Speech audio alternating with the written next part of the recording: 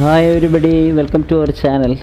ഇന്ന് നമ്മൾ ചെയ്യാൻ പോകുന്നത് നൊസ്റ്റാൾജിയ ഫീലിംഗ് ഉണർത്തുന്ന പഴമയുടെ പുതിയ രുചിയായിരിക്കുന്ന ഏത്തയ്ക്കായും ഉണക്ക അയലയും കൂടെയാണ്. ഇതിലേക്ക് നമ്മൾ എടുത്തിരിക്കുന്ന 2 ഏത്തയ്ക്ക, പച്ച ഏത്തയ്ക്ക അല്ല നേന്ത്രക്ക, അത് ഇതുപോലെ ചെറിയ കഷ്ണങ്ങളായിട്ട് കീറി വൃത്തിയാക്കുക. വീണ്ടും നമ്മൾ എടുത്തിരിക്കുന്ന ഉണക്ക അയില ഉപ്പ് കളഞ്ഞ് വെള്ളത്തിലിട്ട് ഉപ്പ് കളഞ്ഞതിന് ശേഷം അത് ഇതുപോലെ വൃത്തിയാക്കി മുറിച്ച കഷ്ണങ്ങളാക്കുക. ഇത് ഇതിൻ്റെ ഒരു പ്രത്യേകത എന്താണെന്ന് ചോദിച്ചാൽ വളരെ രുചികരമായൊരു കറിയാണ്. പഴയ കാലത്തൊക്കെ എല്ലാ വീടുകളിലും വളരെ ഒരു സ്പെഷ്യൽ വിഭവമായിട്ട് തന്നെ ചെയ്യുന്ന ഒരു കാര്യമായിരുന്നു ഇത്. ഇപ്പോൾ ഇതെല്ലാം നമ്മുടെ പുതിയ തലമുറ വന്നപ്പോഴത്തേക്ക് എല്ലാം മാറിപ്പോയി. എങ്കിലും ഇത് പുത്തൻ തലമുറയ്ക്കും പഴയ തലമുറയ്ക്കും എല്ലാം അനുയോജ്യമായൊരു കറിയാണ്.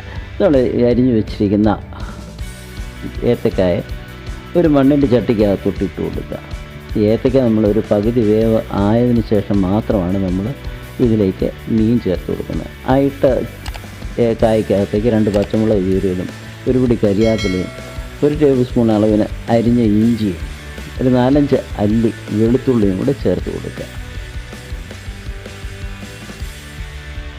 അതിലേക്ക് നമ്മൾ ഒരു 2 ചുളപ്പുള്ളി കീറിയിട്ട് ഒരു 1/4 ഗ്ലാസ് വെള്ളത്തിൽ അത് കുതിർത്ത് വെച്ചതാണ്. ആ വെള്ളവും ആ പുളിയും കൂടെ അതിലേക്ക് ഒഴിച്ചു കൊടുക്കുക.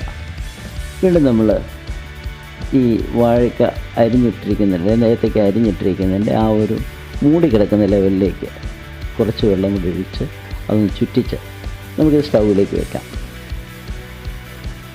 സ്റ്റൗവിൽ വെക്കുമ്പോൾ ഒരു കാര്യം പ്രത്യേകം ശ്രദ്ധിക്കുക, ഈ സമയം നമുക്ക് നല്ല ഫ്ലെയിമിൽ വേണം ഇത് വെച്ച് കൊടുക്കാം.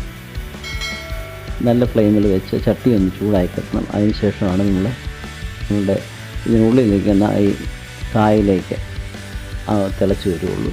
അങ്ങനെ ഒന്ന് ചൂടായി വരുമ്പോഴത്തേക്ക് നമ്മളിതൊരു മൂടി ഒരു 7-8 മിനിറ്റ് വേവിക്കുക. ചില കായ്ക്ക് വേവ് കൂടുതലുണ്ടായിരിക്കും, അങ്ങനെ ഉണ്ടെങ്കിൽ കുറച്ചുകൂടെ സമയം വെച്ച് അതൊന്ന് വേവിക്കുക. അതൊക്കെ ഒന്ന് മൂടിയെടുത്ത് നോക്കണം. വെള്ളം പറ്റിയിട്ടുണ്ടെങ്കിൽ വെള്ളം ഒഴിച്ചു കൊടുക്കുക. അതുപോലെ തന്നെ വേവ് എങ്ങനെയുണ്ടെന്ന് നോക്കുക. ഒരു പകുതി വേവ് ആയി കഴിഞ്ഞതിന് ശേഷം മാത്രമാണ് നമ്മൾ ഇതിനകത്തേക്ക് നമ്മളുടെ മീനിട്ട് കൊടുക്കുന്നത്.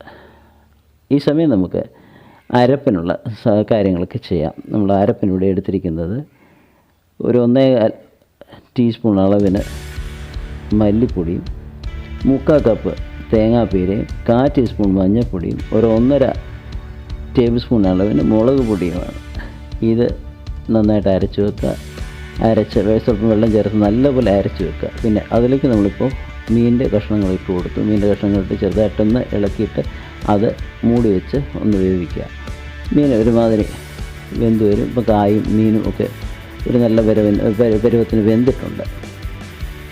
അത് പതുക്കെ ഒന്ന് ഇളക്കി കൊടുക്കുക. ഒരുപാട് ശക്തിയായിട്ട് ഇളക്കരുത്, ഇളക്കിയാൽ മീനൊക്കെ പൊടിഞ്ഞു പോകും. ഇതിലേക്ക് നമ്മൾ അരച്ച് വെച്ചിരിക്കുന്ന അരപ്പ് ഒഴിച്ച് കൊടുക്കുക. അരപ്പ് ഒഴിച്ച് ചെറുതായിട്ടൊന്ന് ഇളക്കി കൊടുക്കുക. ഞാൻ ആദ്യമേ പറഞ്ഞ പോലെ തന്നെ ഒരുപാട് ഇളകരുത്.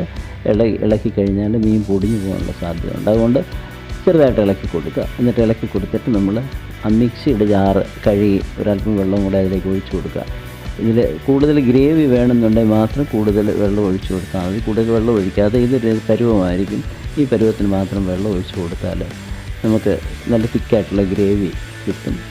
ഇനി നമ്മൾ അത് വേവിച്ച് ഒന്ന് മൂടി വെച്ച് സ്റ്റൗ ഓഫ് ചെയ്തതിന് ശേഷം നമുക്ക് ഒരു ഫ്രൈങ് പാൻ എടുത്ത് അതിലേക്ക് കടുക് താളിക്കാം. കടുകും ചുവന്നുള്ളിയും അതുപോലെ 2 വറ്റൽമുളക് പൊട്ടിച്ചിട്ടതും അല്പം കരിയാപ്പിലയും എല്ലാം കൂടെ ഇട്ട് അതൊന്ന് ചൂടാക്കി മൂപ്പിച്ചെടുക്കുക. ഇത് മൂപ്പിച്ചെടുത്തിട്ട് നമ്മുടെ കറിക്കകത്തോട്ട് ചേർത്ത് കഴിയുമ്പോൾ നമ്മുടെ കറി റെഡിയായി. ഇത് വളരെ ടേസ്റ്റിയാണ്, എല്ലാവർക്കും ഇഷ്ടപ്പെടും. തീർച്ചയായിട്ടും നിങ്ങളതൊക്കെ ചെയ്ത് നോക്കണം. ഈ വീഡിയോ നിങ്ങൾക്ക് എല്ലാം ഇഷ്ടമായി എന്ന് വിശ്വസിക്കുന്നു. ഇഷ്ടമായെങ്കിൽ തീർച്ചയായും ലൈക്ക് ചെയ്യാനും ഷെയർ ചെയ്യാനും സബ്സ്ക്രൈബ് ചെയ്യാനും മറക്കരുത്. അതുവരെ എല്ലാവർക്കും ബൈ.